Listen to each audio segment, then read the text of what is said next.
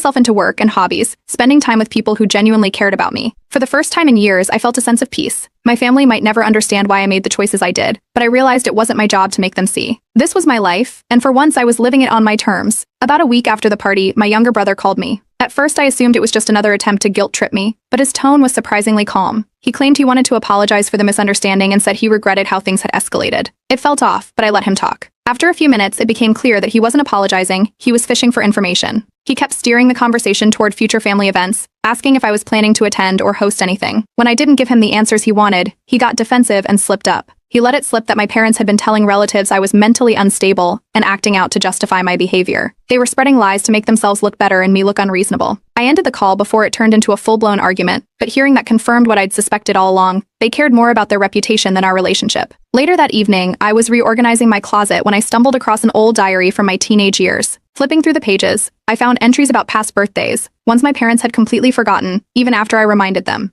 One entry stood out. I'd written about a birthday where I'd stayed up late, waiting for someone to acknowledge the day, only to go to bed feeling invisible. Reading those words brought back memories I'd buried. It wasn't just about the birthdays they missed, it was the consistent pattern of neglect and favoritism that had left its mark on me. I mentioned the diary to a close friend the next day, and they suggested an idea I hadn't considered.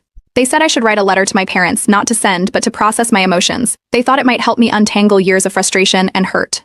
That night, I sat down and poured everything out onto paper. The forgotten birthdays, the excuses, the favoritism, and how their behavior made me feel like an afterthought in my own family. Writing it all out felt cathartic, even if I had no intention of sharing it with them. A few days later, my parents showed up unannounced at my apartment. I wasn't surprised. They'd threatened a face-to-face conversation in their emails, but I wasn't prepared for how aggressive they were. The moment I opened the door, my mom started accusing me of tearing the family apart, while my dad stood behind her, shaking his head in disapproval. They demanded to know why I was shutting them out and insisted that I was being unfair. I let them talk for a while, but when it became clear they weren't interested in hearing my perspective, I calmly told them I wouldn't tolerate guilt-tripping or manipulation anymore. That set them off.